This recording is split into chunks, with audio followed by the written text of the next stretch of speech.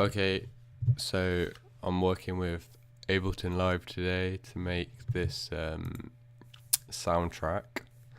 Essentially, we're working with this timestamp, time signature, which this is just the speed here. It's at 130, quite slow. So what we've got here is all the different layers of basically all the different sounds. So we've got an organ, a piano. These are just some like audio clips I've put in there as well for some, just add some layers. The soundtrack has this like happy bit, and then if you move over here to like kind of bar 9 to 17, you've got this more sort of sad bit. So this is where I'm going to be talking about the happy stuff and then it goes to the more sad stuff, and then the more happy, sad, happy, and we've got like we've got 41 to 57 of more sad stuff, which is where so this is just all me talking throughout the whole thing. So in terms of how it starts, we've got this organ sound here, which is then layered by this grand piano sound, which sounds like this. So this is the happy bit, which these two layers are like the main bits of the song. They hold it all together, and then we've just got some extra synths and stuff. If we go in here, I'll just play this for you. So this is the happy bit. And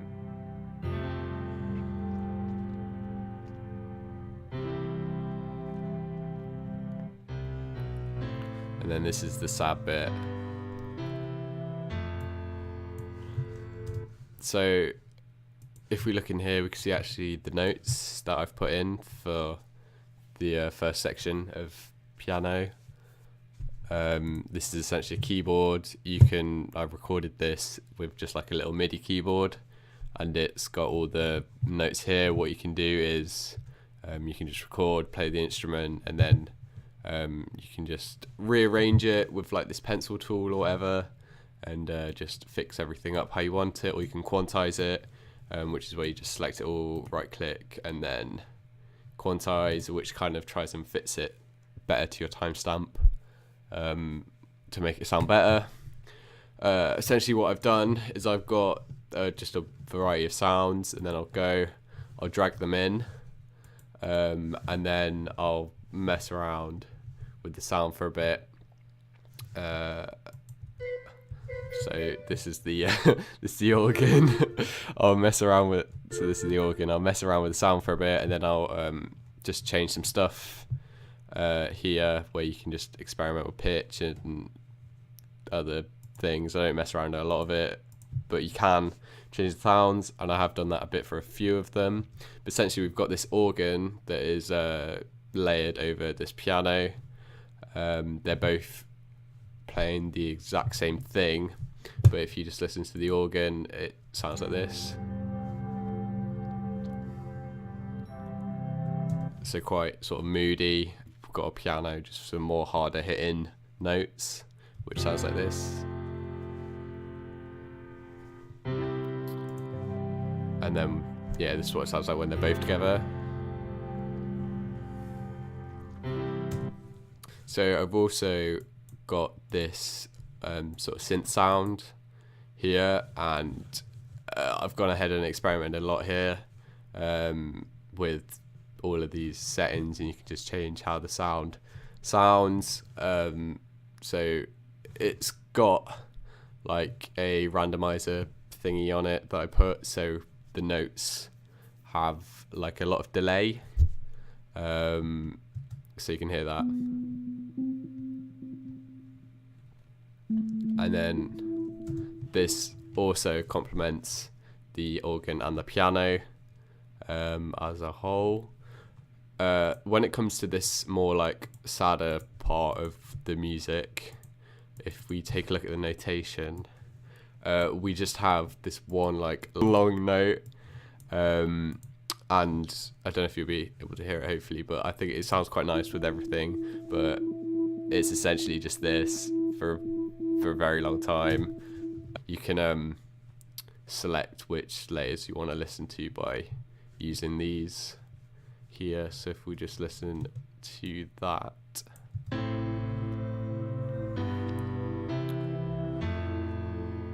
it's quite slight, but you can kind of hear it kind of like fading in and fading out.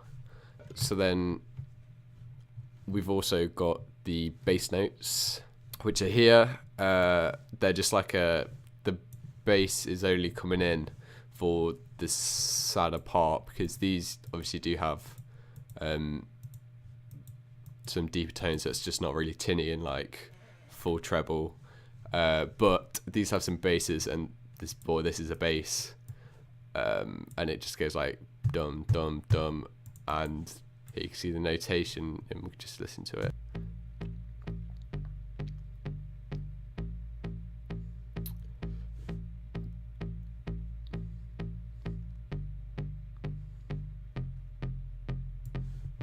And that also goes with the layers and everything, so when you're listening to this section you can kind of hear that thump,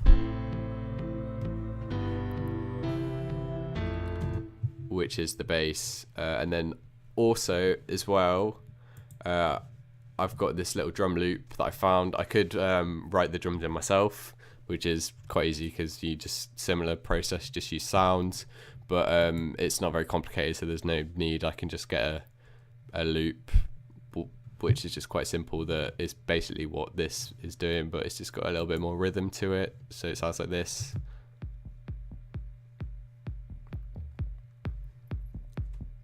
That's that's the drums, and then that layered as well just adds a little bit more like power and rhythm to that section. So that will, you just get something like this.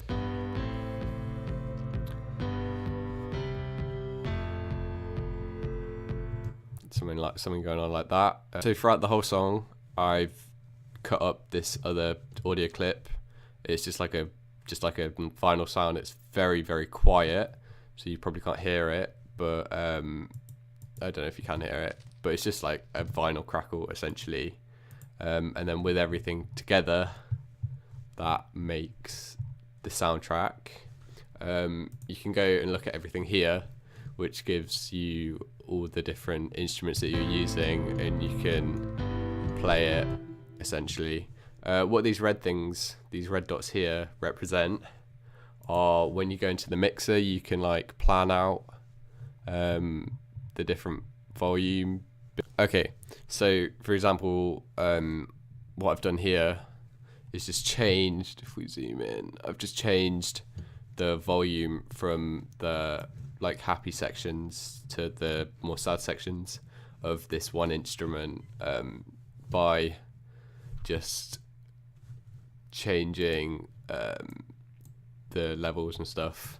And this is just an easy way to change the volume, I guess. And you can also use this to change things in the mixer, like reverb and delay, track panning, that sort of stuff.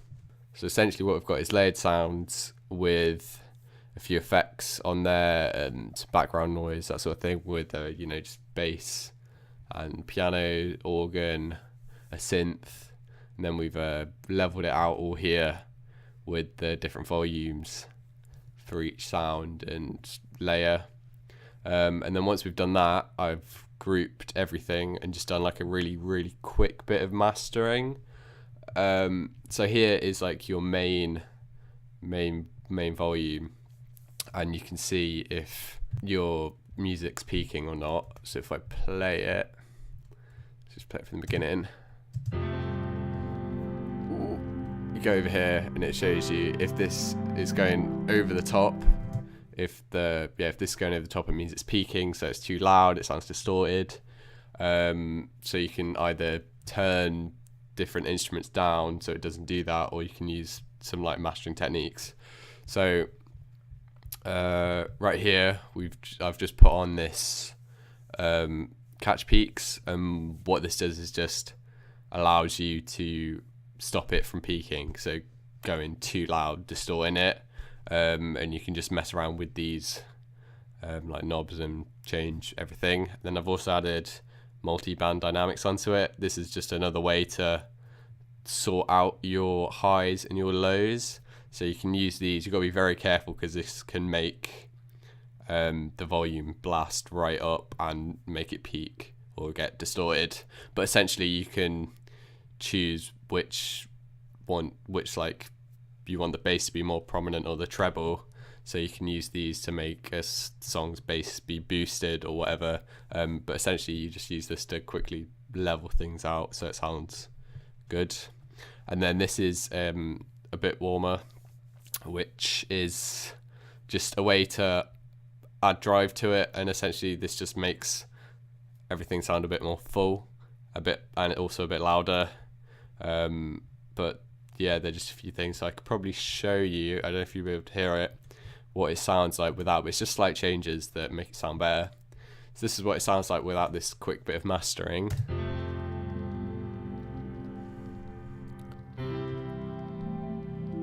For the first bit, and then when we add these, it sounds like this.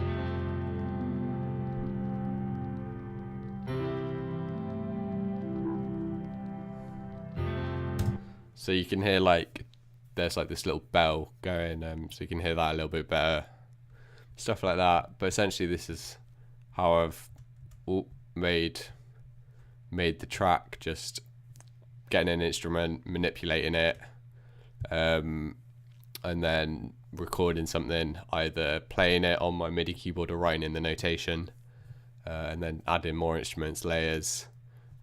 We've also got the sections for the animation, which are the happy bit and then the sad bit and the happy bit and the sad bit. I did this. Each bit is quite long. Obviously the animation wants to be like a minute long was the minimum, but I've gone over that. So this is about 2 minutes or something.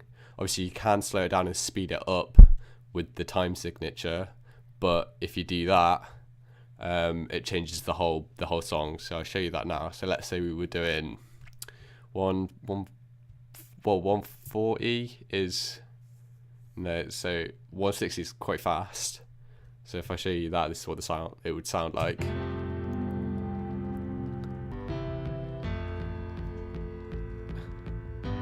So it's quite fast, and you can also slow it down as well.